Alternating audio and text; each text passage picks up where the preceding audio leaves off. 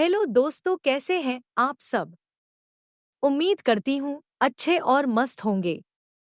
प्यारे दोस्तों, आज की कहानी है काली बहू और गोरी सौतन का एक कमरा। यह कहानी एक छोटे गांव के बड़े परिवार की है, जिसमें गांव के मशहूर व्यक्ति हरिराम अपने बड़े परिवार के साथ रहते थे। हरिराम के दो बेटे थे, राम और श्याम। राम का विवाह हो चुका था और उसकी पत्नी का नाम सुनीता था। सुनीता देखने में सुंदर गोरे रंग की थी और गांव में उसकी सुंदरता की चर्चा भी होती थी। वह सबके दिल में अपनी जगह बना चुकी थी। श्याम का स्वभाव थोड़ा संकोची था, लेकिन एक दिन उसके माता पिता ने उसकी शादी करने का फैसला किया।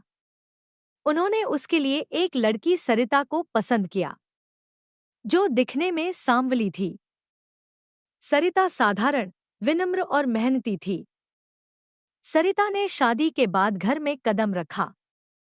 उसके सांवले रंग की वजह से परिवार के कुछ लोग थोड़ा असमंजस में थे। वे सोचते थे कि श्याम की पत्नी भी उसकी भाभी सुनीता की तरह गोरी और सुंदर होनी चाहिए थी। गांव की कुछ औरतों ने भी इसका मजाक उड़ाया, लेकिन सरिता ने इस पर ध्यान नहीं दिया। वह हर किसी के प्रति आदर और प्रेम दिखाती थी। राम और सुनीता का अपना एक कमरा था, जो बड़े कमरे में था। वहीं श्याम और सरिता का भी एक छोटा कमरा था, जो पूरे परिवार के साझा हिस्से से सटा हुआ था। चूंकि दोनों बहुओं को साथ में एक ही कमरे में रहना होता था, उन्होंने इस नए रिश्ते को निभाने की कोशिश शुरू की। हर दिन की शुरुआत सरिता और सुनीता के लिए एक नए संघर्ष के साथ होती थी। सुनीता अक्सर सरिता को उसकी स्थिति और सांवले रंग के कारण ताने मारती और कहती, तू तो घर का काम ही कर। सूरत में कोई बात नहीं है जो बाहर जा सके। लेकिन सरिता ने हमेशा सुनीता की बातों को नजरअंदाज किया। वह मेहनत और धैर्य से अपने परिवार के हर सदस्य की सेवा करती। धीरे धीरे सरिता ने परिवार के सभी सदस्यों का दिल जीत लिया, सिवाय सुनीता के। सुनीता को हमेशा लगता था कि वह सरिता से बेहतर है और वह उसे अपनी बराबरी का मानने को तैयार नहीं थी। एक दिन गांव में बड़े त्योहार की तैयारियां शुरू हुईं। हरिराम के घर में भी सभी लोग त्योहार की तैयारी में जुट गए। इस बार सरिता को भी कुछ जिम्मेदारियां दी गईं। उसने पूरे मन से त्योहार के कामों में सहयोग किया। उसके काम को देखकर परिवार के लोग उसकी तारीफ किए बिना नहीं रह पाए। सुनीता को यह बात अच्छी नहीं लगी कि लोग उसकी बजाय सरिता की तारीफ कर रहे हैं। उसने सोचा कि किसी तरह सरिता को नीचा दिखाया जाए। उसने जानबूझकर त्योहार की तैयारी में सरिता की मदद करने से इनकार कर दिया और परिवार के बाकी सदस्यों से कहा कि सरिता को अकेले ही सब करना चाहिए। सरिता और सुनीता को त्योहार के समय अपने कमरे को सजाना था। सुनीता ने केवल अपने हिस्से को सजाया और सरिता के हिस्से की बिल्कुल भी परवाह नहीं की। सरिता ने भी अपनी ओर से सजावट की और अपने हिस्से को सादगी से संवार दिया। इस बीच सुनीता को यह बात खटक रही थी कि सरिता उसकी तरह सजावट नहीं कर पाई, लेकिन फिर भी लोग उसकी तारीफ कर रहे हैं। यह देखकर सुनीता को एहसास होने लगा कि रिश्ते सिर्फ बाहरी रूप से नहीं, बल्कि दिल से बनाए जाते हैं। समय बीतता गया और धीरे धीरे सुनीता और सरिता के बीच की दूरी कम होने लगी।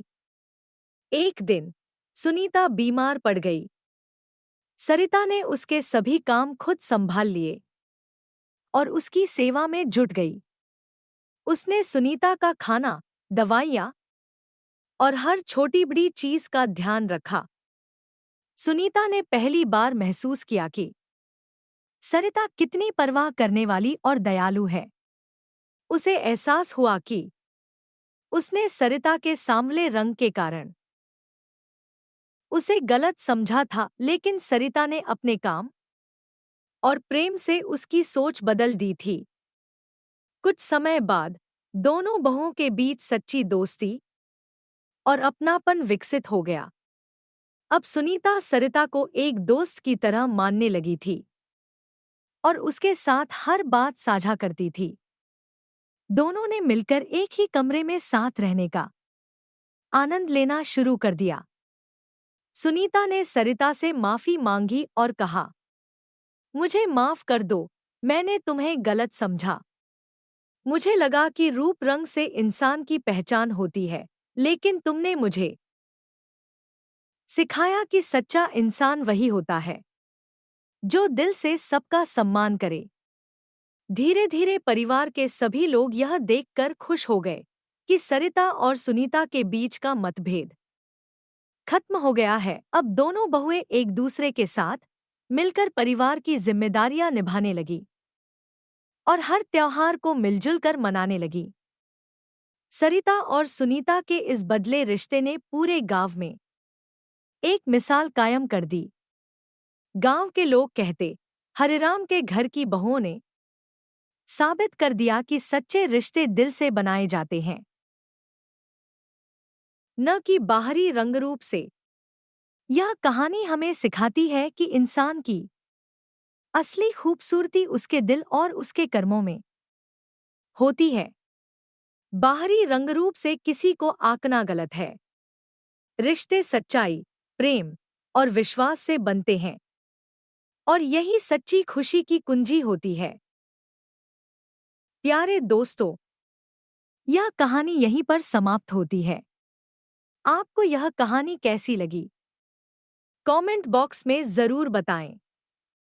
अगर आपको हमारी ये कहानी पसंद आई हो तो कृपया हमारे वीडियो को लाइक, शेयर और चैनल को प्लीज सब्सक्राइब जरूर कर लें। इससे हमें मोटिवेशन मिलता है और आप तक ऐसी ही मजेदार कहानियां सबसे पहले पहुंचती रहेगी। प्यारे दोस्तों, नमस्कार।